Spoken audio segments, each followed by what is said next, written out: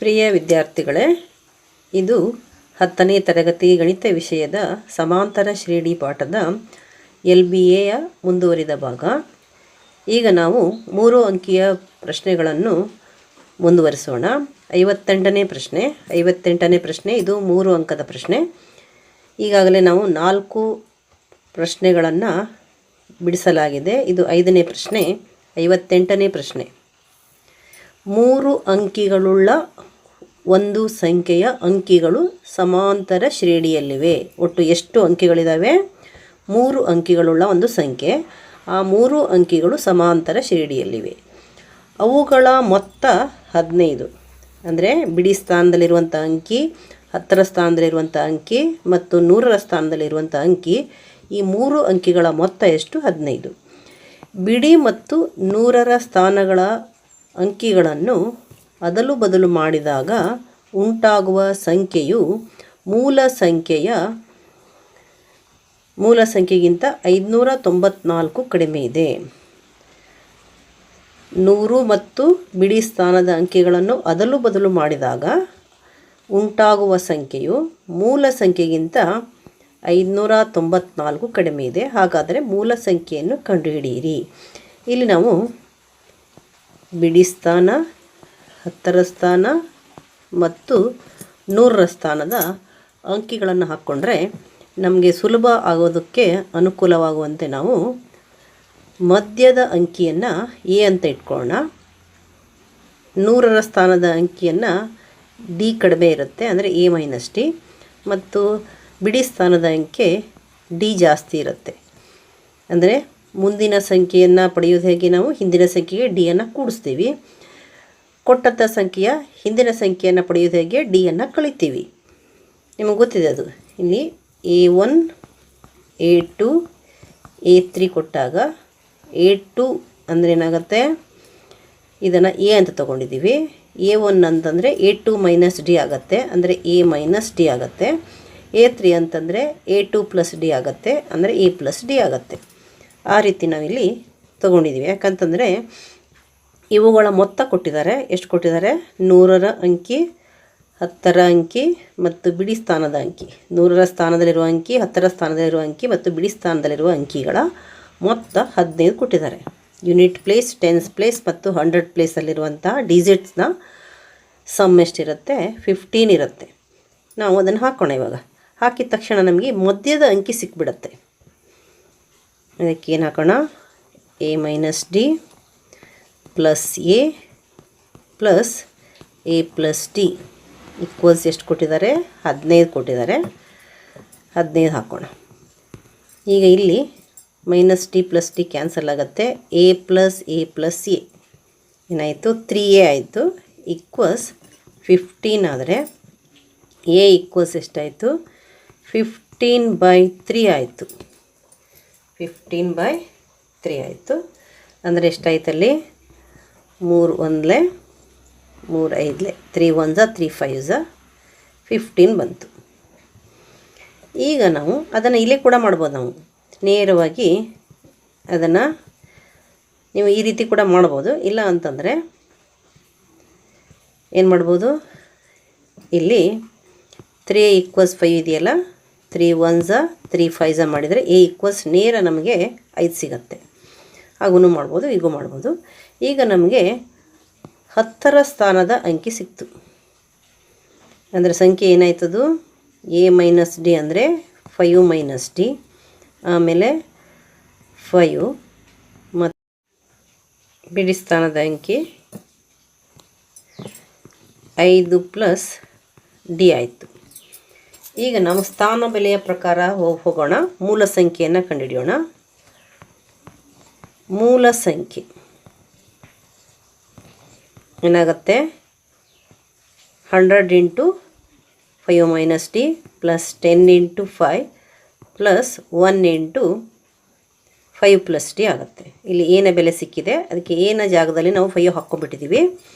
ಈಗ ಮೂಲ ಸಂಖ್ಯೆ ನಿಜವಾಗಿ ಏನಾಗಿರಬೇಕು ಅಂತಂದರೆ 100 × 100ರ ಸ್ಥಾನದ ಅಂಕಿ ಪ್ಲಸ್ 10 × 10ರ ಸ್ಥಾನದ ಅಂಕಿ ಪ್ಲಸ್ 1 × ಬಿಡಿ ಸ್ಥಾನದ ಅಂಕಿ.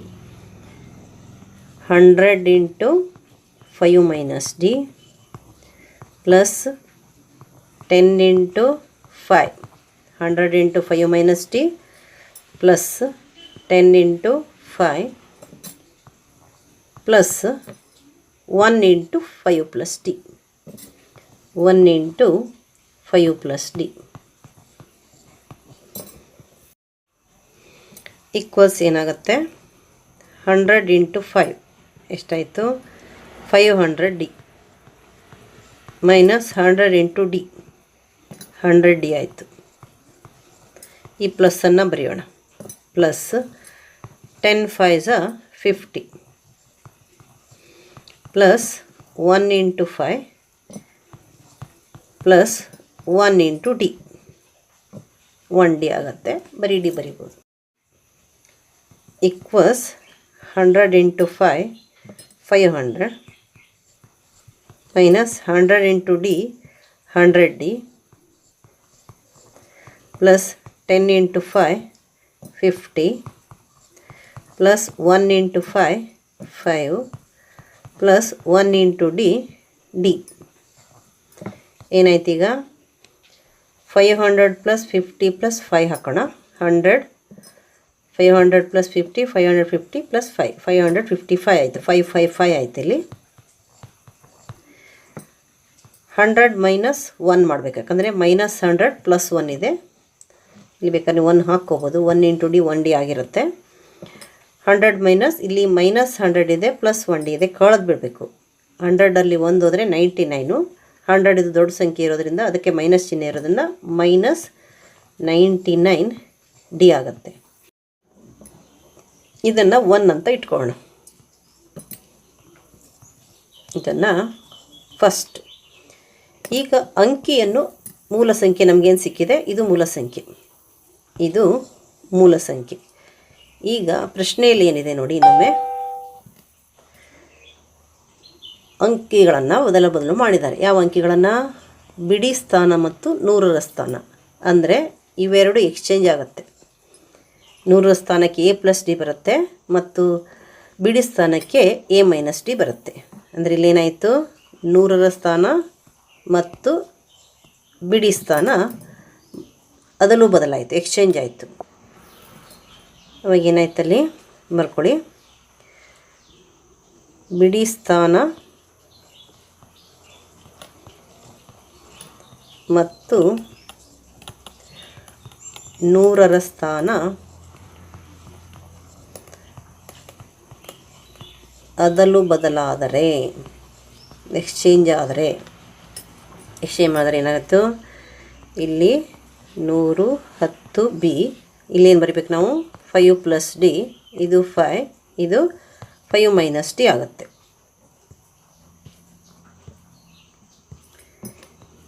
ಈಗಲೂ ಕೂಡ ಅವು ಸಮಾಂತರ ಶ್ರೇಣಿಯಲ್ಲಿದ್ದಾಗ ಆಗುತ್ತೆ. ಈಗ ಹೊಸ ಸಂಖ್ಯೆ ಬರೆಯೋಣ. ಹೊಸ ಸಂಖ್ಯೆ ಏನಾಗುತ್ತೆ,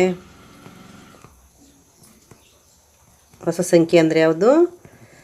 100ರ ಸ್ಥಾನ ಮತ್ತು ಬಿಡಿ ಸ್ಥಾನದ ಸಂಖ್ಯೆಗಳನ್ನು ಅದಲು ಬದಲು ಮಾಡಿದಾಗ. ಅಂದರೆ ಏನಾಯಿತು, ಇಲ್ಲಿ 100 ಇಂಟು 5 ಪ್ಲಸ್ ಡಿ ಆಗುತ್ತೆ. 100ರ ಸ್ಥಾನದಲ್ಲಿರುವ ಅಂಕಿ 5 ಪ್ಲಸ್ ಡಿ ಪ್ಲಸ್ 10 ಇಂಟು 10ರ ಸ್ಥಾನದಲ್ಲಿರೋ ಅಂಕಿ ಅಂದರೆ ಇಂಟು 5 ಪ್ಲಸ್ 1 ಇಂಟು ಬಿಡಿ ಸ್ಥಾನದಲ್ಲಿರುವ ಅಂಕಿ ಈಕ್ವಲ್ಸ್ ಏನಾಗುತ್ತೆ, ಮತ್ತು ಇದನ್ನು ಗುಣಿಸೋಣ. 100 into 5 500 plus 100 into D 100 D plus 10 into 5 50 plus 1 into 5 5 minus 1 into D minus 1 D. ಈಗ ಏನಾಯ್ತು ಅಂತಂದರೆ 500 ಪ್ಲಸ್ 50 ಪ್ಲಸ್ 5ನೇ ಬರುತ್ತೆ. ಅದನ್ನು ಆ್ಯಡ್ ಮಾಡಿ ಬರೆಯೋಣ. 555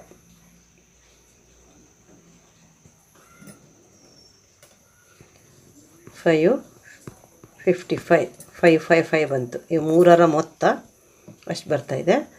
ಆಮೇಲೆ 100 ಡಿ ಮೈನಸ್ 1 ಡಿ ಅಂದರೆ ಅದು ಕೂಡ 99 ಆಗುತ್ತೆ, ಆದರೆ ಪ್ಲಸ್ 99 ಆಗುತ್ತೆ. ಇಲ್ಲಿಗೆ ವ್ಯತ್ಯಾಸ ನೋಡಿ. ಇದು -100D +1D ಇತ್ತು, ಅದು -99D ಆಗುತ್ತೆ. ಇಲ್ಲಿ 100D -1D ಇದೆ, ಅದು +99D ಆಗುತ್ತೆ. ಇದನ್ನು 2 ಅಂತ ಇಟ್ಕೊಳ್ಳೋಣ. ಈಗ ಮೂಲ ಸಂಖ್ಯೆ ಇದು 555 - 99D, ಮತ್ತು ಅದಲು ಬದಲು ಮಾಡೋದ್ರಿಂದ ಬಿಡಿ ಸ್ಥಾನದ ಅಂಕಿಯನ್ನು ಮತ್ತು 100ರ ಸ್ಥಾನದ ಅಂಕಿಯನ್ನು ಅದಲು ಬದಲು ಮಾಡೋದ್ರಿಂದ ದೊರಕಂತಹ ಸಂಖ್ಯೆ ಎರಡನೇದು 555 + 99D. ಇವೆರಡರ ನಡುವೆ ಇರುವ ಸಂಬಂಧ ಇಲ್ಲಿ ಕೊಟ್ಟಿದ್ದಾರೆ. ಉಂಟಾಗುವ ಸಂಖ್ಯೆಯು ಅಂದರೆ ಹೊಸ ಸಂಖ್ಯೆಯು ಮೂಲ ಸಂಖ್ಯೆಗಿಂತ 594 ಕಡಿಮೆ ಇರುವುದು. 594 ಕಡಿಮೆ ಇರುವುದು. ಹೊಸ ಸಂಖ್ಯೆ ಅಂದರೆ 555 + 99D. ಇದು ಮೂಲ ಸಂಖ್ಯೆಗಿಂತ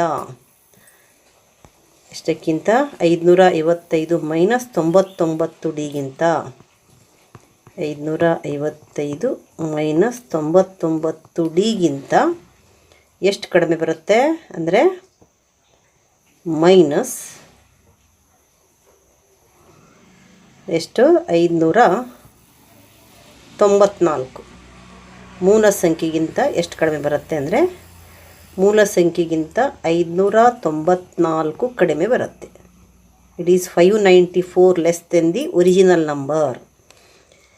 ಈಗ ನಾವೇನು ಮಾಡೋಣ ಅಂತಂದರೆ ಇದನ್ನು ಕ್ಯಾನ್ಸಲ್ ಮಾಡೋಣ. ಯಾಕಂದರೆ ಎಡಭಾಗದಲ್ಲಿರುವಂಥ 555 ಬಲಭಾಗದಲ್ಲಿರುವಂಥ 555 ಕ್ಯಾನ್ಸಲ್ ಆಗುತ್ತೆ. 99D ಇದನ್ನು ಈ ಕಡೆ ತಗೊಳ್ಳೋಣ. 99D ಜೊತೆಗೆ ಈ 99Dನ ನಾವು ತಂದರೆ ಎಡಭಾಗಕ್ಕೆ ಟ್ರಾನ್ಸ್ಫರ್ ಮಾಡಿದರೆ ಪ್ಲಸ್ ಆಗುತ್ತೆ. ಅದು 99D + 99D ಆಗುತ್ತೆ. ಈ 99Dಯನ್ನು ಮೊದಲು ಬರೋಣ. 99D ಆಯಿತು. ಈ 99Dಯನ್ನು ಈ ಕಡೆ ಟ್ರಾನ್ಸ್ಫರ್ ಮಾಡೋಣ ಬಲಭಾಗಕ್ಕೆ. ಅವಾಗ ಏನಾಯಿತು, ಅದು ಪ್ಲಸ್ ಆಯಿತು. +99D ಆಯಿತು. ಈಗ ಏನು ಉಳ್ಕೊಳ್ತಿಲ್ಲಿ -594 ಆಯಿತು. 99D + 99D ಎಷ್ಟಾಗುತ್ತೆ? 99 + 99 ಎಷ್ಟಾಯಿತು? 99 ಡಬಲಲ್ಲಿ 99 + 18 ಆಗುತ್ತೆ. 1 9 9 18 + 1 19 198 ಬರುತ್ತೆ. ಇಲ್ಲಿ 198D = -594 ಬಂತು. ಇಲ್ಲಿ ನಾವು ಇದನ್ನು ಡಿವೈಡ್ ಮಾಡಿದರೆ 594ಅನ್ನು 190ಇಂದ ಇಲ್ಲಿ 8 3s 24 ಬರುತ್ತೆ. ಮೋಸ್ಟ್ಲಿ 198 × 3 ಅಂದರೆ 594 ಬರುತ್ತೆ ಅಂತ ನಾವಿಲ್ಲಿ ಗೆಸ್ ಮಾಡ್ಬೋದು. 8 3 24, 2 ಕ್ಯಾರಿ ಬರುತ್ತೆ. 9 3 27 + 2 29, 1 3 3 +2 ಅಂದರೆ 5 ಆಗುತ್ತೆ. 594 ಬಂತಿಲ್ಲಿ. ಅಂದರೆ 199 1s 199 3s ಆಯಿತು. ಅಂದರೆ D = ಏನು ಬಂತು? -3 ಬಂತು. ಇಲ್ಲಿ -3 ಬಂತು. ನೀವು ಇಲ್ಲಿ 198ಅನ್ನು 594ಗೆ ಡಿವೈಡ್ ಮಾಡ್ಬೋದು. 198ಇಂದ 594ಗೆ ಡಿವೈಡ್ ಮಾಡಿದಾಗ ಏನು ಬರುತ್ತೆ? 3 ಬರುತ್ತೆ. 198 1 198 3. ಮತ್ತು ಇಲ್ಲಿ ಮೈನಸ್ ಚಿಹ್ನೆ ಇರೋದ್ರಿಂದ ನಾವು D = ಏನಾಯಿತು? -3ಅನ್ನು ಹಾಕ್ಬೋದು. ಈಗ D ಸಿಕ್ಕಿದ ತಕ್ಷಣ ನಾವು ಮೂಲ ಸಂಖ್ಯೆಯನ್ನು ಇಲ್ಲಿ ಕಂಡುಹಿಡಿಬೋದು. ಮೂಲ ಸಂಖ್ಯೆ ಯಾವುದಿದೆ? ಇದು ಮೂಲ ಸಂಖ್ಯೆ. Dನ ಬೆಲೆ ಹಾಕಿದರೆ ನಮಗೆ ಸಿಗತ್ತೆ. D = 3 ಆಯಿತು. ಈಗ ನಾವು ಸಂಖ್ಯೆಯನ್ನು ಬರೆಯೋದಾದರೆ 100 10 ಮತ್ತು ಬಿಡಿ. 100 10 ಬಿಡಿ. 100ರ ಸ್ಥಾನದಲ್ಲಿ ಯಾವುದಿದೆ? 5 - D. 10ರ ಸ್ಥಾನದಲ್ಲಿ 5, ಬಿಡಿ ಸ್ಥಾನದಲ್ಲಿ 5 + D. 5 - D ಇದು 5, ಇದು 5 + D. ಅಂದರೆ ಏನಾಯಿತು? -3 ಹಾಕಬೇಕು. ಇದು 5 -3 ಆಗುತ್ತೆ. ಇದು 5 ಇದೆ. ಇದು 5 + -3 ಅಂದರೆ 5 - 3 ಆಗುತ್ತೆ. ಇದು 5 + 3 ಆಯಿತು. ಇದು 5 ಆಯಿತು. 5 - 3 2 ಆಯಿತು. 5 + 3 8. 8 5 2 ಅಂದರೆ ಮೂಲ ಸಂಖ್ಯೆ ಏನಾಯಿತು? ಮೂಲ ಸಂಖ್ಯೆ 852 ಅಂದರೆ 852. ಮೂಲ ಸಂಖ್ಯೆ ಎಷ್ಟು? 59ನೇ ಪ್ರಶ್ನೆ. ಸಂಖ್ಯೆ 56ನ್ನು ಸಮಾಂತರ ಶ್ರೇಣಿಯ ಪದಗಳಾಗಿರುವಂತೆ 4 ಭಾಗಗಳಾಗಿ ವಿಭಾಗಿಸಿದೆ. ಅವುಗಳ ಅಂತ್ಯಪದಗಳ ಗುಣಲಬ್ಧ ಮತ್ತು ಮಧ್ಯಪದಗಳ ಗುಣಲಬ್ಧದ ಅನುಪಾತವು 5:6 ಆದರೆ ಆ 4 ಪದಗಳನ್ನು ಕಂಡುಹಿಡಿಯಿರಿ. ಇಲ್ಲಿ ಸಂಖ್ಯೆ 56 ಅಂತಂದರೆ ನಾವು ಆ 4 ಅಂಕಗಳ ಮೊತ್ತ ಅಂತ ತಿಳ್ಕೊಬೇಕು. ಸಂಖ್ಯೆ 56ನ್ನು 4 ಭಾಗಗಳಾಗಿ ವಿಂಗಡಿಸಿದೆ ಅಂತ ಹೇಳಿದ್ದಾರೆ. ಅಂದರೆ ಆ 4 ಭಾಗಗಳ ಮೊತ್ತ ಯಾವುದು? 56. ಮತ್ತು ಕೊಟ್ಟಂತಹ ಸಂಬಂಧ ಏನಿಲ್ಲಿ? ಆ 4 ಭಾಗಗಳಲ್ಲಿ ಅಂತ್ಯ ಪದಗಳ ಗುಣಲಬ್ಧ ಅಂತಂದರೆ ಫಸ್ಟ್ ಮತ್ತು ಲಾಸ್ಟ್. ಮಧ್ಯ ಪದಗಳ ಗುಣಲಬ್ಧ, ಫಸ್ಟ್ ಮತ್ತು ಲಾಸ್ಟ್ ಪದಗಳ ಗುಣಲಬ್ಧವು ಮಧ್ಯದ 2 ಪದಗಳು ಅಂದರೆ 2 ಮತ್ತು 3ನೇ ಪದಗಳ ಗುಣಲಬ್ಧಕ್ಕೆ ಯಾವ ಅನುಪಾತದಲ್ಲಿರ್ತವೆ? ಗುಣಲಬ್ಧಗಳು 5:6 ಅನುಪಾತದಲ್ಲಿರ್ತವೆ. ಮತ್ತು ಆ 4 ಪದಗಳನ್ನು ಕಂಡುಹಿಡಿಯಿರಿ. ಇಲ್ಲಿ ನಾವು 4 ಪದಗಳ ಮೊತ್ತ, 4 ಪದಗಳನ್ನು ಏನಂತ ತಗೊಳ್ಳೋಣ ಅಂತಂದರೆ ಆ್ಯಕ್ಚುಲಿ ಇದು A1 A2 A1 + A2 + A3 + A4. ನಾವು ಮಾಮೂಲಿ ತಗೊಳ್ಳೋದು ಹೇಗೆ? A1 ಅಂದರೆ A ಅಂತ ತೊಗೊತೀವಿ, A2 ಅಂದರೆ A + D ಅಂತ ತೊಗೊತೀವಿ, A3 ಅಂದರೆ A + 2D ಅಂತ ತೊಗೊತೀವಿ, A4 ಅಂದರೆ A + 3D ಅಂತ ತೊಗೊತೀವಿ. ಆದರೆ ಇವುಗಳನ್ನು ತಗೊಳ್ಳೋದ್ರಿಂದ ನಮಗೆ ಲೆಕ್ಕ ಲೆಂದಿ ಆಗುತ್ತೆ. ನಾವು ಅಷ್ಟು ಸುಲಭವಾಗಿ ಲೆಕ್ಕವನ್ನು ಬಿಡಿಸೋದಕ್ಕೆ ಆಗಲ್ಲ. ಸ್ವಲ್ಪ ನಮಗೆ ಟೈಮ್ ತಗೊಳುತ್ತೆ ಮತ್ತು ಸ್ವಲ್ಪ ಕಷ್ಟವೂ ಆಗುತ್ತೆ. ಅದಕ್ಕೆ ನಾವೇನು ಮಾಡಬೇಕು ಅಂತಂದರೆ, ಈ ಹಿಂದಿನ ಲೆಕ್ಕದಲ್ಲಿ ಮಾಡಿದ್ವಿ, 3 ಪದಗಳು ಸಮಾಂತರ ಶ್ರೇಣಿಯಲ್ಲಿದ್ದಾಗ ನಾವು ಮಧ್ಯದ ಪದವನ್ನು A ತೊಗೊಂಡಿದ್ವಿ ಮತ್ತು 3ನೇ ಪದವನ್ನು A + D, ಮೊದಲನೇ ಪದವನ್ನು A - D ತೊಗೊಂಡಿದ್ವಿ. ಇಲ್ಲಿ ವ್ಯತ್ಯಾಸ ಎಷ್ಟು ಬರುತ್ತೆ? D ಬರುತ್ತೆ. ಅಂದರೆ ಇಲ್ಲಿ A - D + D ಅಂದರೆ ಎರಡನೇ ಪದ A ಬಂದಿರುತ್ತೆ, ಅದಕ್ಕೆ +D ಮಾಡಿದರೆ 3ನೇ ಪದ ಬಂದಿರುತ್ತೆ. ಅಂದರೆ +D ಡಿಫ್ರೆನ್ಸ್ ತೊಗೊಂಡಿದ್ವಿ. ಆದರೆ ಇಲ್ಲಿ ಹಾಗಾಗಲ್ಲ.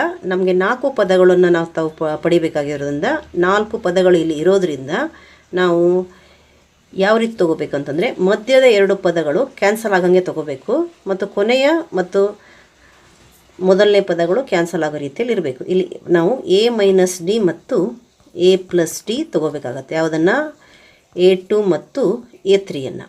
ಆಗ A1 ಏನಾಗುತ್ತೆ? ಇಲ್ಲಿ ಇವೆರಡರ ನಡುವಿನ ವ್ಯತ್ಯಾಸ ಎಷ್ಟಿದೆ ನೋಡ್ಕೊಳ್ಳಿ. ಕ್ಯಾನ್ಸಲ್ ಆಗೋದಂಗಿದ್ದರೆ A - D A + D ಅಂದರೆ ಎಷ್ಟು ವ್ಯತ್ಯಾಸ ಬರುತ್ತೆ ಅಂದರೆ ಇಲ್ಲಿ A - D + 2D ಮಾಡಿದರೆ ಇದು ಬಂದಿರುತ್ತೆ.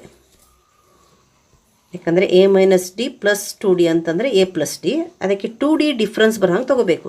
2D ಡಿಫ್ರೆನ್ಸ್ ಬರೋ ಹಾಗೆ. ಆವಾಗ 4 ಪದಗಳು ಏನಾಗ್ತವೆ? ಇದರ ಹಿಂದಿನ ಪದ ಮತ್ತು 2D ಕಡಿಮೆ ಮಾಡಬೇಕು. -D ಮತ್ತೆ -2D ಆದರೆ -D - 2D ಅಂದರೆ -3D ಆಗುತ್ತೆ. ಅಂದರೆ A - 3D ಆಗುತ್ತೆ. ಇಲ್ಲಿ ಮತ್ತೆ 4ನೇ ಪದ ಅಂದರೆ +2D ಮಾಡಬೇಕು. ಅಂದರೆ ಎಷ್ಟಾಗತ್ತೆ? ಇಲ್ಲಿ 3D ಆಗುತ್ತೆ.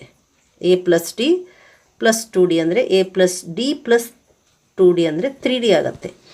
ಈಗ ಇಲ್ಲಿ 4 ಪದಗಳು ಏನು ಬಂದವು? A - 3D ಫಸ್ಟ್ ಟರ್ಮ್ ಮೊದಲನೇ ಪದ, A - D second term, A + D third term, A + 3D fourth term, 4ನೇ ಪದ ಆಗುತ್ತೆ. ಹೀಗೆ ತೊಗೊಳೋದ್ರಿಂದ ಏನಾಗುತ್ತೆ ಅಂತಂದರೆ ಇಲ್ಲಿ ನಾವು ಕೂಡಿಸಿದಾಗ D ಕ್ಯಾನ್ಸಲ್ ಆಗುತ್ತೆ, -3D + 3D ಕೂಡ ಕ್ಯಾನ್ಸಲ್ ಆಗುತ್ತೆ. ಕೊನೆಯಲ್ಲಿ ನೋಡ್ಕೊಳ್ಳುತ್ತೆ ಪ್ಲಸ್ ಮಾಡಿದಾಗ 4A ಬರುತ್ತೆ. A + A + A + A + A 4A ಬರುತ್ತೆ. 4A = 56 ಆಗುತ್ತೆ. ಅದಕ್ಕೆ ನಾವು ಸುಲಭ ಮಾಡ್ಕೊಳ್ಳೋಕ್ಕೋಸ್ಕರ ಆ 4 ಪದಗಳನ್ನು ಏನಂತ ತಗೊಳ್ಳೋಣ? 4 ಪದಗಳು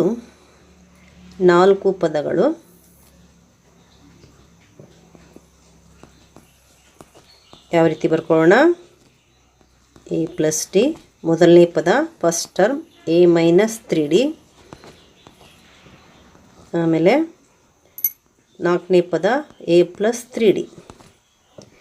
A1 A2 A3 A4ಗಳು A minus 3D A minus D A plus D A plus 3D ಆಗಿರಲಿ. A1 A2 A3 A4ಗಳು A minus 3D A minus D A plus D A plus 3D ಆಗಿರಲಿ. ಈ 4 ಭಾಗಗಳ ಮೊತ್ತ ಎಷ್ಟಿರುತ್ತೆ? 56 ಇರುತ್ತೆ. 56 ಇರುತ್ತೆ. ಅಂದರೆ A1 plus A2 plus A3 plus A4 equals 56. ಅಂದರೆ ಏನಾಗುತ್ತೆ? A minus 3D plus A minus D plus A plus D plus A plus 3D equals ಎಷ್ಟು? 56. ಇದು ಪ್ಲಸ್ ಇದು ಪ್ಲಸ್ ಇದು ಪ್ಲಸ್ ಇದು A1 plus A2 plus A3 plus A4 equals 56. ಇಲ್ಲಿ ನೋಡಿ minus 3D plus 3D cancel ಆಗುತ್ತೆ. ಹಾಗೆ minus D plus D cancel ಆಗುತ್ತೆ. ಉಳ್ಕೊಂಡಿರೋದೇನು A plus A plus A plus A ಎಷ್ಟೇ ಆಗುತ್ತೆ? 4A ಆಗುತ್ತೆ.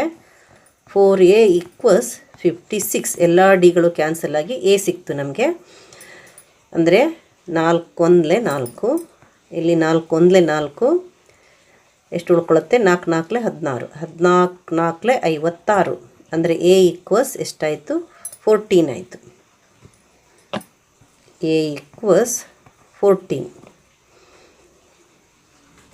ಇಲ್ಲಿ ಮತ್ತೆ ಇನ್ನೊಂದು ಸಂಬಂಧವನ್ನು ಕೊಟ್ಟಿದ್ದಾರೆ ಅವರು. ಕ್ವಶನ್ ಪ್ರಕಾರ ನಾವು ಏನು ಬರೀಬೇಕಾಗತ್ತೆ ಅಂದರೆ ಅಂತ್ಯ ಪದಗಳ ಗುಣಲಬ್ಧ. ಅಂತ್ಯ ಪದಗಳು ಅಂತಂದರೆ A1 A4. ಇಲ್ಲಿ ಅಂತ್ಯ ಪದಗಳ ಗುಣಲಬ್ಧ ಅಂತಿದೆ. ಅಂತ್ಯ ಪದಗಳ ಗುಣಲಬ್ಧ ಮತ್ತು ಮಧ್ಯಪದಗಳ ಗುಣಲಬ್ಧದ ಅನುಪಾತ 5:6 ಇದೆ.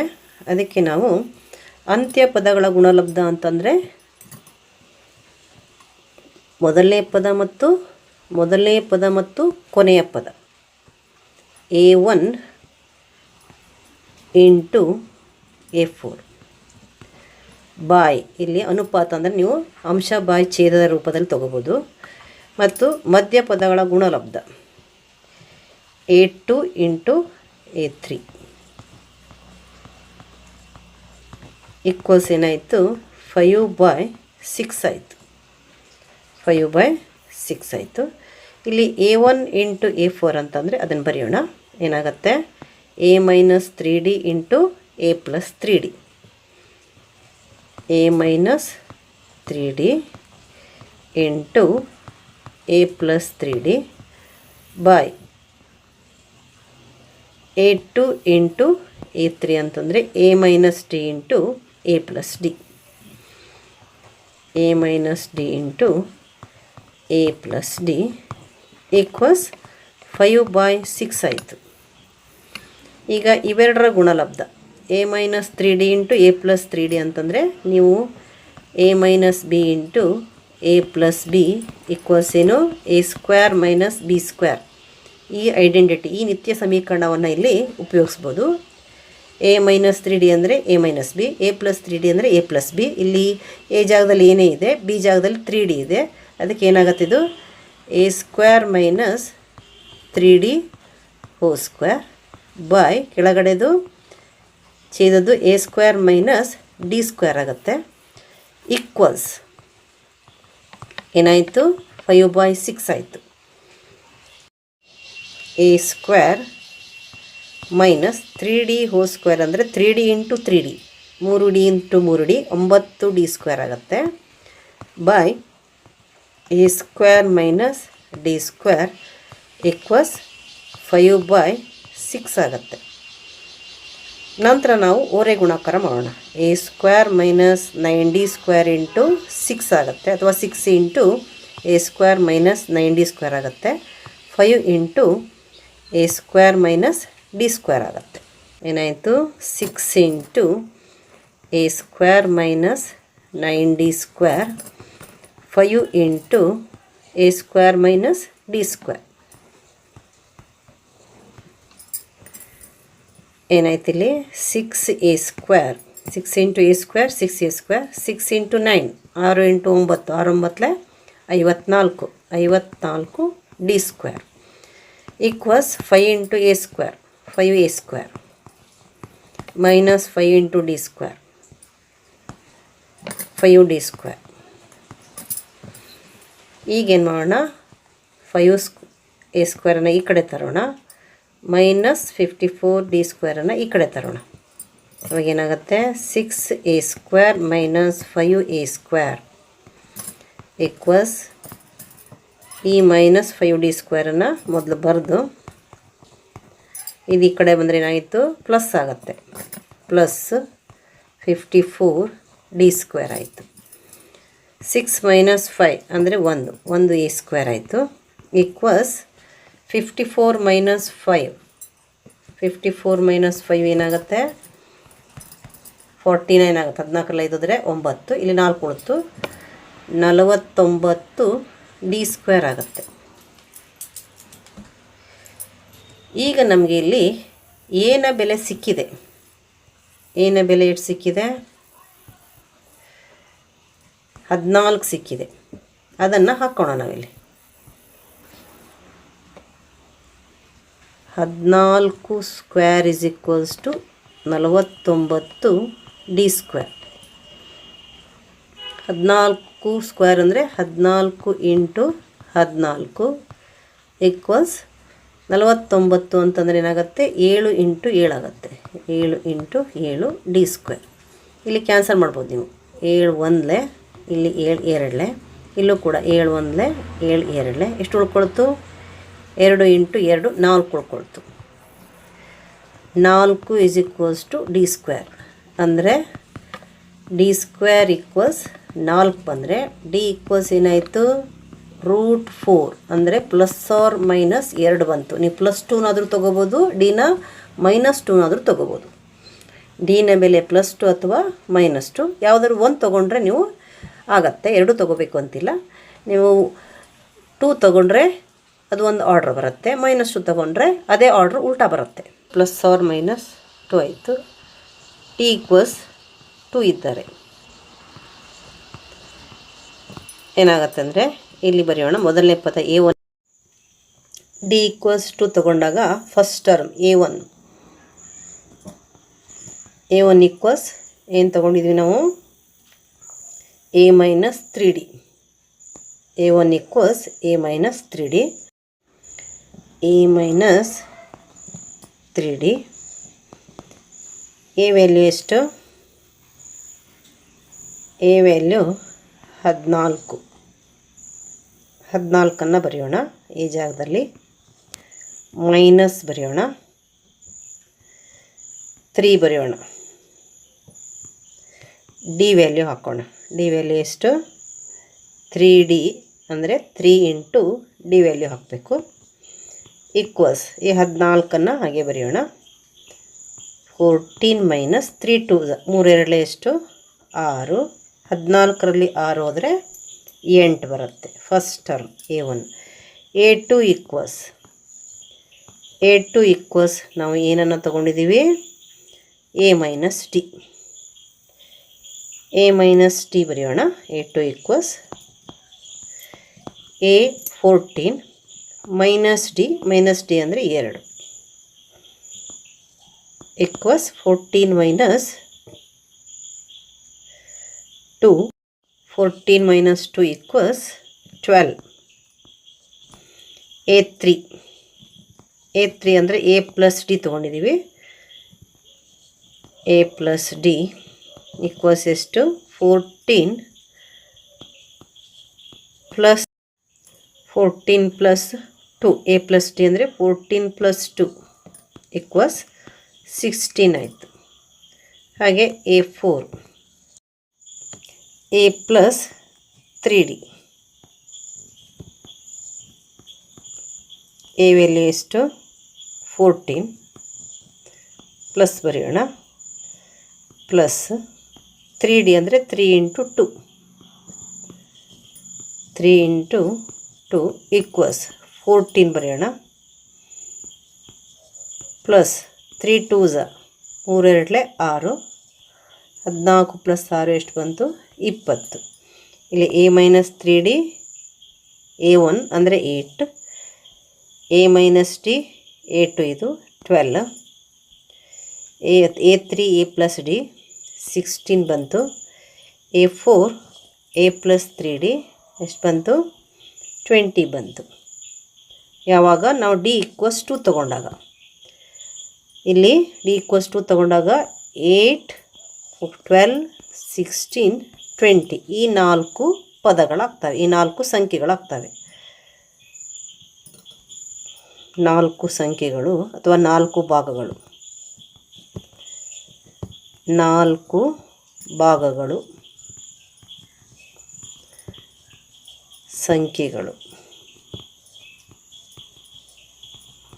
ಯಾವುದು? 8, 12, 16, 20. ನೀವೆಲ್ಲವನ್ನು ಆ್ಯಡ್ ಮಾಡಿ ನೋಡಿ. 8 ಪ್ಲಸ್ 12 ಎಷ್ಟು? 20, 20 ಪ್ಲಸ್ 16 36, 36 ಪ್ಲಸ್ 20 56 ಆಗುತ್ತೆ. ಒಮ್ಮೆ ನೀವು d ಈಕ್ವಸ್ -2 ತೊಗೊಂಡ್ರೆ ಇದೇ ಉಲ್ಟಾ ಬರುತ್ತೆ. ಏನು ಬರುತ್ತೆ? 20, 16, 12, 8 ಬರುತ್ತೆ. ಅದಕ್ಕೆ ನೀವು ಅಥವಾ ಅಂತ ಹಾಕ್ಬೋದು. ಇಲ್ಲಿ d ಈಕ್ವಸ್ 2 ತೊಗೊಂಡಾಗ ಈ ಆರ್ಡ್ರ್ ಬರುತ್ತೆ, d ಈಕ್ವಸ್ -2 ತೊಗೊಂಡಾಗ ಈ ಆರ್ಡ್ರ್ ಬರುತ್ತೆ. ಒಟ್ಟಿನಲ್ಲಿ ಅವೇ ಸಂಖ್ಯೆಗಳಿರ್ತವೆ. ಅಂದರೆ ಇಲ್ಲಿ ಪ್ರಶ್ನೆಯಲ್ಲಿ ಏನು ಹೇಳಿದ್ದಾರೆ ಅವರು? 56 ಸಮಾಂತರ ಶ್ರೇಣಿಯ ಪದಗಳಾಗಿರುವಂತೆ 4 ಭಾಗ ಮಾಡಿದ್ದೀವಿ, 4 ಪದಗಳನ್ನು ಕಂಡುಹಿಡಿಯಿರಿ ಅಂತ ಹೇಳಿದ್ದಾರೆ ಅವರು. 4 ಪದಗಳು ಅಂತಂದರೆ ಇವು. ನೀವು ಭಾಗ ಬರೆಯೋ ಬದಲು ಪದಗಳು ಕೂಡ ಬರಿಬೋದು. ಈಗ 60ನೇ ಪ್ರಶ್ನೆ. 25 ಸೆಂಟಿಮೀಟರ್ ಉದ್ದದ ನೇರವಾದ ಕಡ್ಡಿಯನ್ನು 5 ಭಾಗಗಳಾಗಿ ಕತ್ತರಿಸಲಾಗಿದ್ದು ಅವುಗಳ ಉದ್ದಗಳು ಸಮಾಂತರ ಶ್ರೇಣಿಯಲ್ಲಿವೆ. ಅವುಗಳ ಉದ್ದಗಳು ಸಮಾಂತರ ಶ್ರೇಣಿಯಲ್ಲಿವೆ. ಪ್ರತಿಯೊಂದು ಭಾಗದ ವರ್ಗಗಳ ಮೊತ್ತವು 135 ಆದರೆ ಪ್ರತಿಯೊಂದು ಭಾಗದ ಉದ್ದವನ್ನು ಕಂಡುಹಿಡಿಯಿರಿ. ಇಲ್ಲಿ ಕಂಪ್ಲೀಟಾಗಿ ಕಡ್ಡಿಯ ಉದ್ದ ಎಷ್ಟಿದೆ, ಎಲ್ಲ ಕಡ್ಡಿಗಳನ್ನು ನೀವು ಕೂಡಿಸಿದರೆ ಎಷ್ಟು ಉದ್ದದ ಕಡ್ಡಿ ಆಗುತ್ತೆ? 25 ಸೆಂಟಿಮೀಟರ್. 25 ಸೆಂಟಿಮೀಟರ್ ಕಡ್ಡಿಯನ್ನು 5 ಭಾಗಗಳನ್ನಾಗಿ ಕತ್ತರಿಸಿದೆ. ಅಂದರೆ 25ಅನ್ನು 5 ಭಾಗ ಆಗಿ 5 ನಂಬರ್ ಆಗಿ ಡಿವೈಡ್ ಮಾಡಬೇಕು. ಅಂದರೆ 25ಅನ್ನು ಡಿವೈಡ್ ಮಾಡಿದ್ರೆ ಬರುವಂತಹ ಭಾಗಗಳು ಸಮಾಂತರ ಶ್ರೇಣಿಯಲ್ಲಿವೆ. ಆ ಸಂಖ್ಯೆಗಳಿನದವಲ್ಲ, ಎಷ್ಟೆಷ್ಟು ಸೆಂಟಿಮೀಟರ್ ಬರ್ತಾವಲ್ಲ ಆ ಸಂಖ್ಯೆಗಳು ಸಮಾಂತರ ಶ್ರೇಣಿಯಲ್ಲಿರ್ತವೆ. ಪ್ರತಿಯೊಂದು ಭಾಗದ ವರ್ಗಗಳ ಮೊತ್ತವು ಏನಿದೆ? 135 ಇದೆ. A1, A2, A3, A4, A5 ಅವು. A1ಅನ್ನು ನಾವು ಸಾಮಾನ್ಯವಾಗಿ A ಅಂತ ತೊಗೊತೀವಿ. ಆಮೇಲೆ A2ಅನ್ನು A ಪ್ಲಸ್ D ಅಂತ ತೊಗೊತೀವಿ. A3ಅನ್ನು A plus 2D, A4ಅನ್ನು A plus 3D, ಆಮೇಲೆ A5ಅನ್ನು A ಪ್ಲಸ್ 4D ಅಂತ ತೊಗೊತೀವಿ. ಆದರೆ ಆ ಥರ ತೊಗೊಳೋದ್ರಿಂದ ನಮಗೆ ಈ ಸಂಖ್ಯೆಗಳನ್ನು ಕಂಡುಹಿಡಿಯೋದು ಸುಲಭ ಆಗಲ್ಲ, ಸ್ವಲ್ಪ ಕಷ್ಟ ಆಗುತ್ತೆ. ಅದಕ್ಕೆ ನಾವೇನು ಮಾಡೋಣ ಅಂದರೆ ಇಲ್ಲಿ A1, A2, A3, A4, A5 ಇಲ್ಲಿ ಮಿಡ್ಲ್ ಟರ್ಮ್ ಮಧ್ಯದ ಪದವನ್ನು A ಅಂತ ತಗೊಳ್ಳೋಣ. 5, 3 ಸಂಖ್ಯೆಗಳೆಲ್ಲ ಬಂದಾಗ ನಾವು D ವ್ಯತ್ಯಾಸ ಬರುವಷ್ಟೇ ತೊಗೊಂಡ್ರಾಯ್ತು. ಹೇಳಿದಿ 4 ಬಂದಾಗ ಏನು ತೊಗೋಬೇಕು? 2D ವ್ಯತ್ಯಾಸ ಬರುವ ಹಾಗೆ ತೊಗೋಬೇಕು. ಆಮೇಲೆ 6 ಬಂದಾಗ ನಾವು ಸಾಮಾನ್ಯವಾಗಿ 3D ವ್ಯತ್ಯಾಸ ಬರುವ ಹಾಗೆ ತೊಗೋಬೇಕಾಗತ್ತೆ. ಇಲ್ಲಿ ಏನಾಗುತ್ತೆ? ಒಂದೊಂದೇ ವ್ಯತ್ಯಾಸ ಇರೋದ್ರಿಂದ ನಾವು D ವ್ಯತ್ಯಾಸ ತೊಗೊಂಡ್ರೆ ಸಾಕು. 5 ಪದಗಳಿರೋದ್ರಿಂದ ಇಲ್ಲಿ ಬೆಸ ಸಂಖ್ಯೆಯಷ್ಟು ಭಾಗಗಳು ಇರೋದ್ರಿಂದ ನಾವು ಮಧ್ಯದ ಪದವನ್ನು A ಅಂತ ತೊಗೊಳ್ಳೋಣ.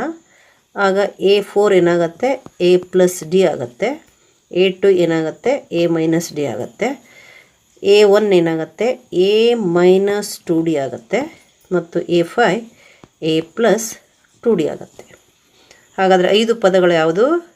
A minus 2D, A minus D, A plus D, A plus 2D. ಇವು 5 ಪದಗಳು ಅಥವಾ 5 ಭಾಗಗಳು. 5 ಭಾಗಗಳ ಉದ್ದಗಳು ಎಷ್ಟಿರಲಿ? ಹೀಗಿರಲಿ. ಇವುಗಳ ಮೊತ್ತ ಎಷ್ಟಾಗಬೇಕು ಅಂತಂದರೆ 25 ಆಗಬೇಕು.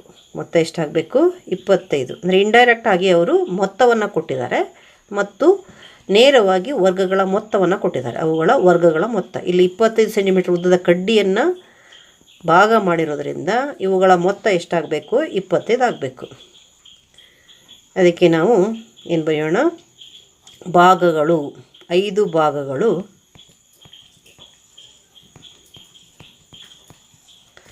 ಏನಿರಲಿ? a-2d, a-d, a+d, a+2d ಇರಲಿ. Let the 5 parts are a-2d, a-d, a+d. Now what is their sum? ಅವುಗಳ ಮೊತ್ತ ಎಷ್ಟು? ಮೊತ್ತ ಏನಾಗುತ್ತೆ? a-2d plus a-d plus a plus a+d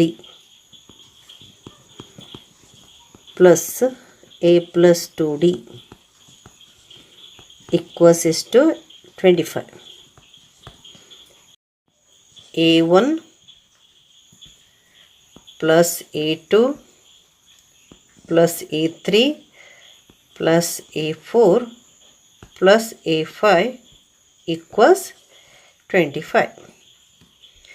ಇಲ್ಲಿ -2d ಪ್ಲಸ್ 2d ಕ್ಯಾನ್ಸಲ್ ಆಗುತ್ತೆ, -d ಪ್ಲಸ್ d ಕ್ಯಾನ್ಸಲ್ ಆಗುತ್ತೆ. A ಮಾತ್ರ ಉಳ್ಕೊಂಡಿದೆ. ಎಷ್ಟು ಎ ಉಳ್ಕೊಂಡಿದೆ ನೋಡೋಣ? 1 2 3 4 5. a plus a plus a plus a plus a 5a. ಇಲ್ಲಿ ಬರೆಯೋಣ. 5a ಎಲ್ ಎಚ್ ಎಸ್ ಅಲ್ಲಿ ಎಡಭಾಗದಲ್ಲಿ ಉಳ್ಕೊಂಡಿದೆ. ಈಕ್ವಲ್ಸ್ ಎಷ್ಟು? 25. ಇಲ್ಲಿ ಕ್ಯಾನ್ಸಲ್ ಮಾಡ್ಬೋದು. 5 1s 5 5s ಅಂದರೆ ಏನು ಬಂತು? a ಈಕ್ವಲ್ಸ್ 5 ಬಂತು. a ಈಕ್ವಲ್ಸ್ 5 ಅಂದರೆ ಮಿಡ್ಲ್ ಟರ್ಮ್ ಮಧ್ಯದ ನಂಬರ್ ಸಿಕ್ತು ನಮಗೆ. 3ನೇ ಭಾಗ ಸಿಕ್ತು. 3ನೇ ಭಾಗದ ಉದ್ದ ಎಷ್ಟು? 5 ಸೆಂಟಿಮೀಟರ್. ಈಗ ನಾವು ಅವುಗಳ ವರ್ಗಗಳ ಮೊತ್ತ ಕೊಟ್ಟಿದ್ದಾರೆ. ವರ್ಗಗಳ ಮೊತ್ತ ಅಂತಂದರೆ ಏನಾಗುತ್ತೆ? a-2d whole square plus a-d whole square plus a plus a+d whole square plus a+2d hole square equals ಎಷ್ಟು? 135 135 ಆಗುತ್ತೆ. ಈಗ ನಾವಿಲ್ಲಿ ಪ್ರತಿಯೊಂದರ ವಿಸ್ತಾರವನ್ನು ಬರೆಯೋಣ. a-2d ಹೋಲ್ ಸ್ಕ್ವೇರ್ ಅಂದರೆ a-b ಹೋಲ್ ಸ್ಕ್ವೇರ್ನ ವಿಸ್ತಾರ ರೂಪ ಉಪಯೋಗಿಸ್ಬೇಕು ನಾವು. a-b ಹೋಲ್ ಸ್ಕ್ವೇರ್ ಈಕ್ವಲ್ಸ್ ಏನು? a square minus 2ab plus b square. ಇದು ನಮಗೆ ಗೊತ್ತಿದೆ.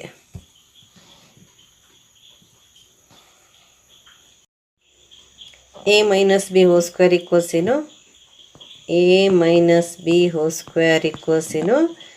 a square minus 2ab plus b square. ಇದು ನಿಮ್ಗೆ ಗೊತ್ತಿದೆ.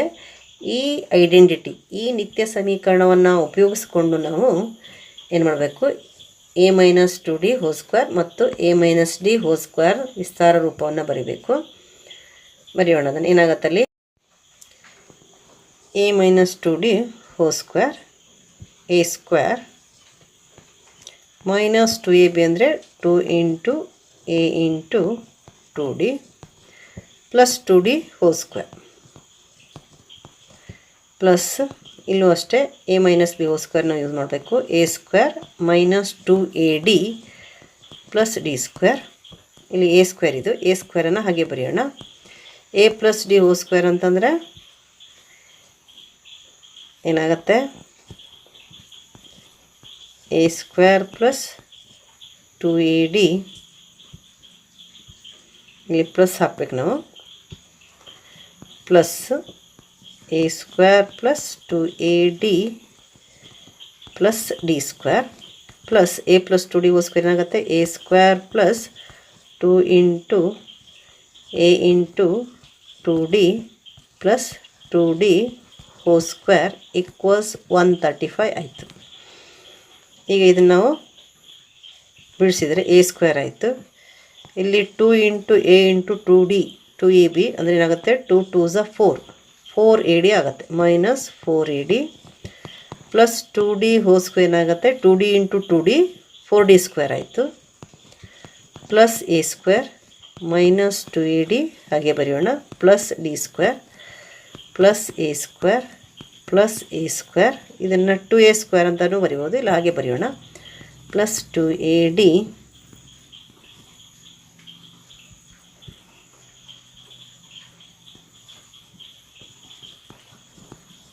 Plus D square plus A square plus 2a into 2d ಅಂದರೆ 4ad ಆಗುತ್ತೆ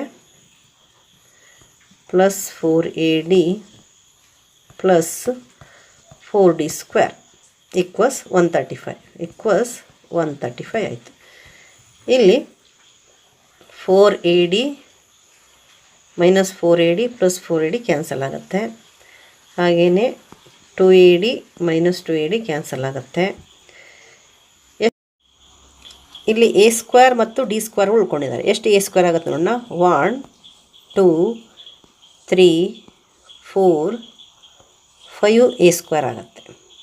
ಅದನ್ನು 5 ಎ ಸ್ಕ್ವೇರ್ ಬರೆಯೋಣ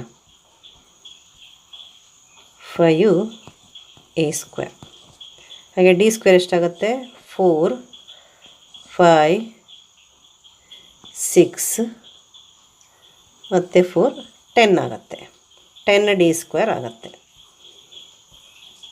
ಪ್ಲಸ್ 10 ಡಿ ಸ್ಕ್ವೇರ್ ಆಯಿತು ಈಕ್ವಲ್ಸ್ ಎಷ್ಟು 135. ಇಲ್ಲಿ 5ನ ಕಾಮನ್ ತೆಗೆಯೋಣ 5 ಕಾಮನ್ ತೆಗೆದ್ರೆ ಏನಾಯಿತು A square plus 2d square ಆಯಿತು 5 into A square 5 A square 5 into 2d square 10d square ಆಗುತ್ತೆ. ಅದಕ್ಕೆ ಎ 5 ಹೊರಗಡೆ ಬಂದ ತಕ್ಷಣ ಕಾಮನ್ನಾಗಿ ಬ್ರ್ಯಾಕೆಟಲ್ಲಿ A square plus 2d square ಬರುತ್ತೆ. ಇಲ್ಲಿ 135 ಆಯಿತು. ಯಾಕಂದರೆ ಇದು 5ರ ಮಗ್ಗಿಲಿ ಬರುತ್ತೆ 135 5 ಒಂದಲೇ ಕ್ಯಾನ್ಸಲ್ ಮಾಡಿದ್ರೆ 5 2 10 3 ಉಳ್ಕೊಂಡಿದೆ 35 5 7 35. ಇಲ್ಲಿ ಏನ ಬೆಲೆನ ಹಾಕ್ಬೋದು. ಏನ ಬೆಲೆ ಎಷ್ಟು 5 ಇದೆ 5 ಸ್ಕ್ವೇರ್ ಹಾಕೋಣ ಪ್ಲಸ್ 2d ಸ್ಕ್ವೇರ್ ಈಕ್ವಲ್ಸ್ ಎಷ್ಟಾಯಿತು 27. 5 ಸ್ಕ್ವೇರ್ ಆದರೆ 5 ಇಂಟು 5 ಎಷ್ಟಾಗುತ್ತೆ 25 ಆಯಿತು ಪ್ಲಸ್ 2d ಸ್ಕ್ವೇರ್ ಈಕ್ವಲ್ಸ್ 27 ಆಯಿತು. 25ನ RHSಗೆ ಬಲಭಾಗಕ್ಕೆ ಟ್ರಾನ್ಸ್ಫರ್ ಮಾಡೋಣ 2d ಸ್ಕ್ವೇರ್ ಈಕ್ವಲ್ಸ್ ಏನಾಯಿತು 27 ಮೈನಸ್ 25 ಆಯಿತು. 2d ಸ್ಕ್ವೇರ್ ಈಕ್ವಲ್ಸ್ ಏನಾಯಿತು 27 ಮೈನಸ್ 25 ಅಂದರೆ 2 ಆಯಿತು. ಈ 2 ಮತ್ತು 2 ಕ್ಯಾನ್ಸಲ್ ಆಗುತ್ತೆ. ಇನ್ನೇ 2 1s 2 1s D square equals 1 ಬಂತು. ಅಂದರೆ ಡಿ ಈಕ್ವಲ್ಸ್ ಏನಾಗುತ್ತೆ √1 ಅದೇನು ಪ್ಲಸ್ ಆರ್ ಮೈನಸ್ 1. ಇಲ್ಲಿ ಡಿನ ಬೆಲೆಯನ್ನು ನೀವು ಪ್ಲಸ್ 1 ತೊಗೋಬೋದು ಅಥವಾ ಮೈನಸ್ 1 ತೊಗೋಬೋದು. ಡಿ ಈಕ್ವಲ್ಸ್ 1 ಆರ್ ಅಥವಾ ಡಿ ಈಕ್ವಲ್ಸ್ ಮೈನಸ್ 1 ಯಾವ್ದು ತೊಗೊಂಡ್ರೂ ಕೂಡ ಅವೇ ನಂಬರ್ಗಳು ಬರ್ತವೆ. ಈಗ ನಮಗೆ ಎ ಸಿಕ್ಕಿದೆ ಡಿ ಸಿಕ್ಕಿದೆ. ನಾವು 5 ಪದಗಳನ್ನು ಬರೀಬೇಕಾಗಿದೆ. ಮೊದಲನೇ ಪದ ಏನು ತೊಗೊಂಡಿದ್ದೀವಿ ನಾವು ಎ ಮೈನಸ್ 2d. A1 ಅಂದರೆ ಎ ಮೈನಸ್ 2d, A2 ಅಂದರೆ ಎ ಮೈನಸ್ ಡಿ, A3 ಅಂದರೆ ಎ. ಅದನ್ನೇ ನಾವು ಬರ್ಕೊಳ್ತಾ ಇಲ್ಲಿ ಹೋಗೋಣ. A1 ಅಂದರೆ ಎ ಮೈನಸ್ 2d ಈಕ್ವಲ್ಸ್ ಏನಾಗುತ್ತೆ ಎ 5 ಇದೆ, ಎನ ಬೆಲೆ ಇಲ್ಲಿ 5 ಇದೆ. 5 ಮೈನಸ್ 2d ಅಂದರೆ 2 ಇಂಟು 1 2 ಇಂಟು 1 ಈಕ್ವಲ್ಸ್ ಏನಾಯಿತು 5ಗೆ 5 ಬರೆಯೋಣ 5 ಮೈನಸ್ 2 ಈಕ್ವಲ್ಸ್ 3. ನಂತರ A2 A2 ಈಕ್ವಲ್ಸ್ ಏನು A minus D equals 5 minus 1 equals ಎಷ್ಟಾಯಿತು? 5 ಮೈನಸ್ 1 4 ಆಯಿತು. A3 ಏನು A ಏನು 5 ಆಯಿತು. A4 A ಪ್ಲಸ್ D ಅಂದರೆ 5 ಪ್ಲಸ್ 1 ಈಕ್ವಲ್ಸ್ 6 ಆಯಿತು. A5 ಅಂತಂದರೆ A plus 2D equals 6 plus 1 ಏನಾಯಿತು? 7 ಆಗುತ್ತೆ. ಹಾಗಾದರೆ ಸಂಖ್ಯೆಗಳು ಪದಗಳು ಯಾವ್ತವೆ? 5 ಭಾಗಗಳು ಅಳತೆ ಎಷ್ಟಿರುತ್ತೆ? 3 4 5 6 7. ಕ್ವೆಶ್ಚನ್ ಕೇಳಿದ್ದೇನಿಲ್ಲಿ? ಪ್ರತಿ ಭಾಗದ ಉದ್ದಗಳು, ಪ್ರತಿಯೊಂದು ಭಾಗದ ಉದ್ದಗಳು ಅಥವಾ ಭಾಗದ ಉದ್ದಗಳು.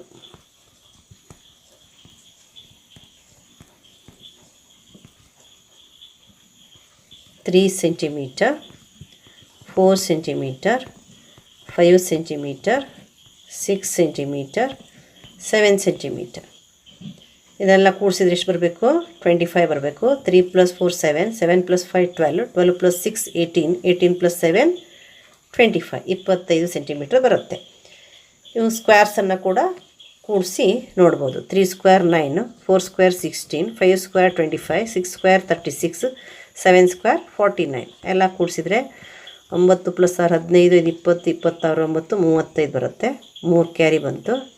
4 2 6 3 9 4 13 ಬರುತ್ತೆ. 135. ಅಂದರೆ ನಿಮ್ಮ ಉತ್ತರ ಇಲ್ಲಿ ಸರಿಯಾಗಿದೆ ಅಂತ. 61ನೇ ಪ್ರಶ್ನೆ. ಒಂದು ಸಮಾಂತರ ಶ್ರೇಣಿಯ 9ನೇ ಪದವು ಅದರ 2ನೇ ಪದದ 5ರಷ್ಟಕ್ಕಿಂತ 1 ಹೆಚ್ಚಾಗಿದೆ ಮತ್ತು 12ನೇ ಪದವು 5ನೇ ಪದದ 2ರಷ್ಟಕ್ಕಿಂತ 7 ಹೆಚ್ಚಾಗಿದೆ. ಸಮಾಂತರ ಶ್ರೇಣಿಯನ್ನು ಕಂಡುಹಿಡಿಯಿರಿ. 9ನೇ ಪದವು A9 ಈಕ್ವಲ್ಸ್ ಏನು? 2ನೇ ಪದದ 5ರಷ್ಟಕ್ಕಿಂತ ಅಂದರೆ 5 ಟೈಮ್ಸ್ A2 ಪ್ಲಸ್ 1 ಆಗುತ್ತೆ. ಇದು 5 ಟೈಮ್ಸ್ A2, 5 A2 ಪ್ಲಸ್ 1 ಆಯಿತು. ಫಸ್ಟ್ ರಿಲೇಷನ್, ಮೊದಲನೇ ರಿಲೇಷನ್ ಏನು ಕೊಟ್ಟಿದ್ದಾರೆ? 9ನೇ ಪದ A9 equals 9th term A9 equals 5 times A2, 5ರಷ್ಟು. ಯಾವುದರ 5ರಷ್ಟು? ಸೆಕೆಂಡ್ ಟರ್ಮಿಂದು. 5 ಟೈಮ್ಸ್ ದಿ ಸೆಕೆಂಡ್ ಟರ್ಮ್, 2ನೇ ಪದದ 5ರಷ್ಟು. ಅದಕ್ಕಿಂತ ಎಷ್ಟು ಹೆಚ್ಚಾಗಿದೆ? 1 ಪ್ಲಸ್ 1 ಆಯಿತು. ಒನ್ ಮೋರ್ ರಿಲೇಷನ್, ಇನ್ನೊಂದು ಸಂಬಂಧ ಏನು ಕೊಟ್ಟಿದ್ದಾರೆ?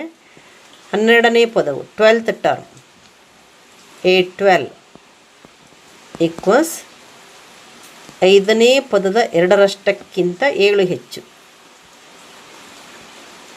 2ರಷ್ಟಕ್ಕಿಂತ 2 times of the 5th term 2A5, 5ನೇ ಪದದ 2ರಷ್ಟಕ್ಕಿಂತ ಎಷ್ಟು ಹೆಚ್ಚಾಗಿದೆ?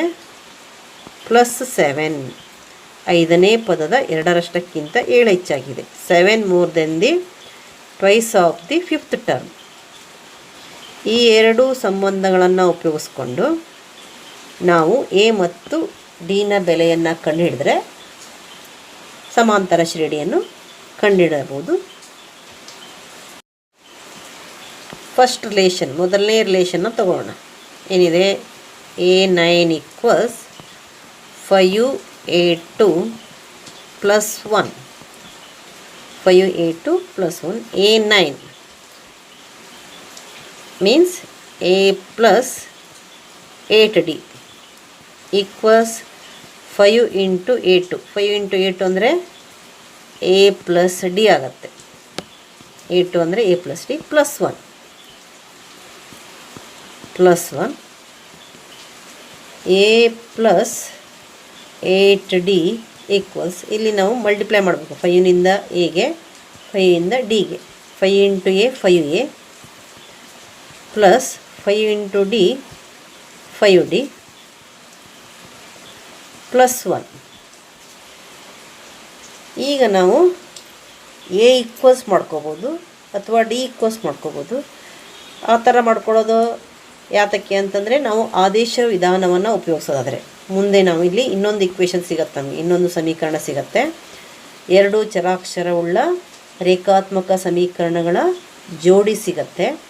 ನಾವು ಅದನ್ನು ಆದೇಶ ವಿಧಾನದಿಂದನಾದರೂ ಸಾಲ್ವ್ ಮಾಡ್ಬೋದು, ಇಲ್ಲ ಅಂತಂದರೆ ವರ್ಜಿಸುವ ವಿಧಾನದಿಂದನಾದರೂ ಮಾಡ್ಬೋದು. ನಾವು ಅದನ್ನು ಇಲ್ಲಿಗೆ ತೀರ್ಮಾನ ಮಾಡಬೇಕಾಗತ್ತೆ. ಆದೇಶ ವಿಧಾನ ಮಾಡ್ತೀವಿ ಅಂತಂದರೆ ಎ ಈಕ್ವಲ್ಸ್ ಅಥವಾ ಡಿ ಈಕ್ವಲ್ಸ್ ಮಾಡ್ಕೋಬೇಕು. ವರ್ಜಿಸುವ ವಿಧಾನ ಮಾಡ್ತೀವಿ ಅಂತಂದರೆ ನಾವು ಅದನ್ನು ಎ ಮತ್ತು ಡಿಗಳನ್ನು ಎಡಭಾಗಕ್ಕೆ ಹಾಕ್ಕೋಬೇಕು, ಬಲಭಾಗದಲ್ಲಿ 1 ಮಾತ್ರ ಇಟ್ಕೋಬೇಕು.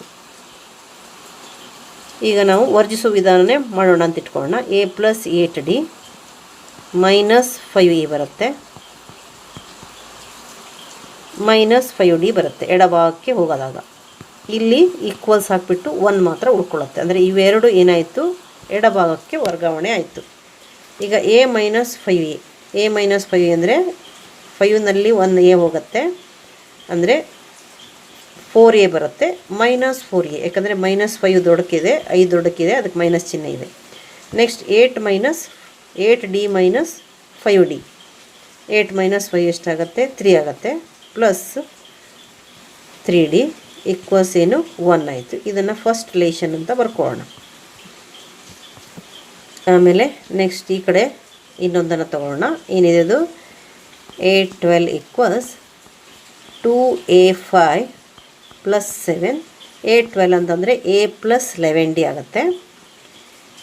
a plus 11d equals 2a5 ಅಂತಂದರೆ a plus 4d, 2 into a plus 4d plus 7.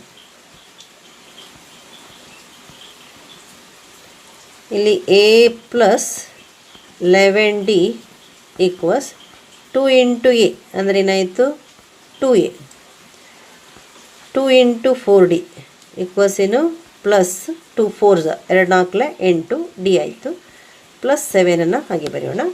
ಇಲ್ಲಿ ಮಾಡಿದಾಗೇ ಇವೆರಡನ್ನು ಎ ಮತ್ತು ಡಿಗಳನ್ನು ಒಳಗೊಂಡಿರುವ ಪದವನ್ನು ನಾವು LHSಗೆ ಎಡಭಾಗಕ್ಕೆ ಟ್ರಾನ್ಸ್ಫರ್ ಮಾಡೋಣ, ವರ್ಗಾವಣೆ ಮಾಡೋಣ. ಎ ಪ್ಲಸ್ 11d ಹಾಗೆ ಬರ್ಕೊಳ್ಳೋಣ. 2a ಟ್ರಾನ್ಸ್ಫರ್ ಆದರೆ ಏನಾಗುತ್ತೆ, ಮೈನಸ್ 2a ಆಯಿತು. 8d ಟ್ರಾನ್ಸ್ಫರ್ ಆದರೆ ಏನಾಯಿತು, ಮೈನಸ್ 8d ಆಯಿತು. ಈಕ್ವಲ್ಸ್ ಏನಾಯ್ತು ಇಲ್ಲಿ 7 ಮಾತ್ರ RHS ಬಲಭಾಗದಲ್ಲಿ ಉಳ್ಕೊಳ್ತು. a ಮೈನಸ್ 2a ಏನಾಯಿತು, ಮೈನಸ್ a. 11 ಮೈನಸ್ 8, 11 ಮೈನಸ್ 8 ಅಂತಂದರೆ 11ನಲ್ಲಿ 8 ಹೋದರೆ 3 ಆಗುತ್ತೆ, ಪ್ಲಸ್ 3d ಆಗುತ್ತೆ, ಈಕ್ವಲ್ಸ್ 7 ಆಯಿತು. ಇದನ್ನು ಸೆಕೆಂಡ್ ಅಂತ ತಗೊಳ್ಳೋಣ. ಈಗ ನಾವು ಒಂದರ ಕೆಳಗಡೆ ಒಂದು ಬರ್ಕೊಳ್ಳೋಣ. ಫಸ್ಟ್ ಇಕ್ವೇಷನ್ ಯಾವುದು, minus 4a plus 3d equals 1. First equation ಇದು. ಸೆಕೆಂಡ್ ಇಕ್ವೇಷನ್ ಇಲ್ಲಿದೆ.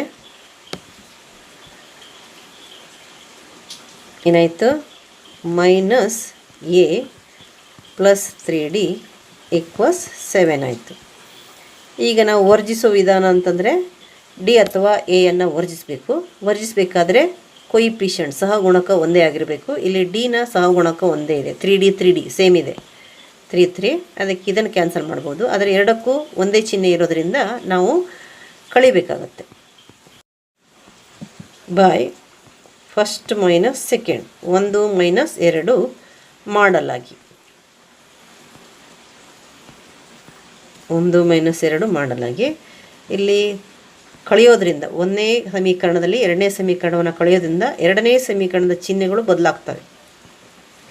ಇಲ್ಲಿ ಮೈನಸ್ ಎ ಇರೋದೇನಾಯಿತು, ಪ್ಲಸ್ ಎ ಆಗುತ್ತೆ, ಪ್ಲಸ್ 3d ಇರೋದು ಮೈನಸ್ 3d ಆಗುತ್ತೆ, 7 ಇರೋದು ಮೈನಸ್ 7 ಆಗುತ್ತೆ.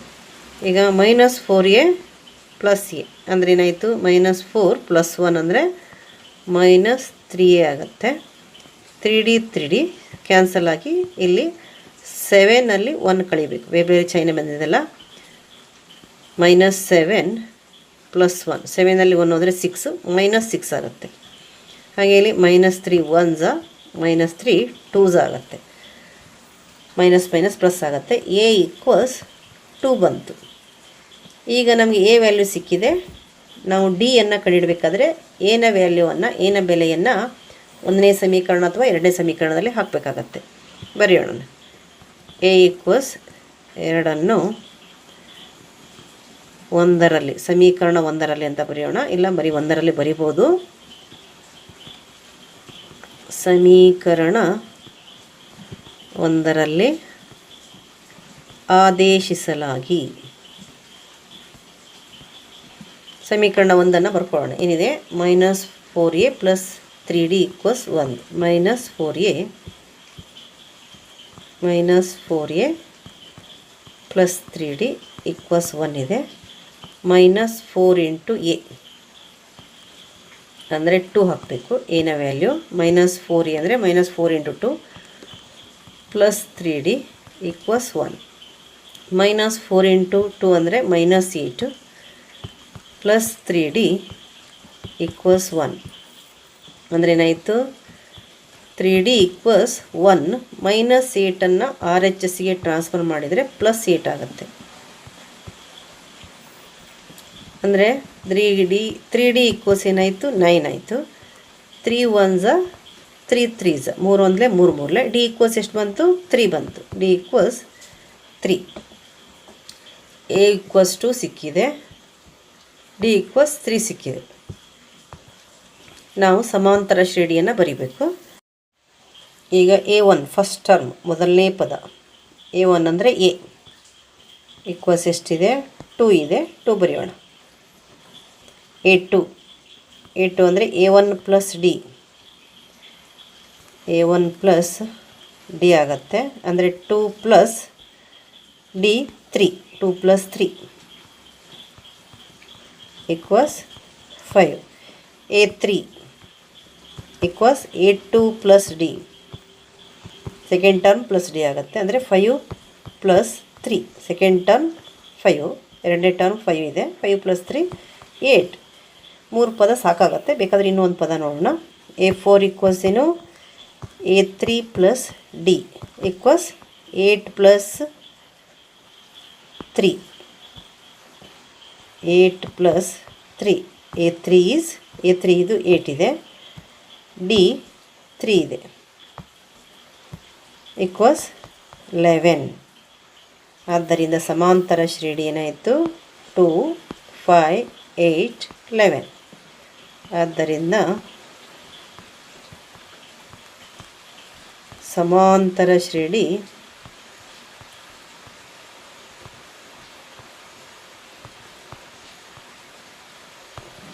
ಏನಾಯಿತು? 2 5 8 11 so on ಇತ್ಯಾದಿ. ಇದು ಸಮಾಂತರ ಶ್ರೇಣಿ.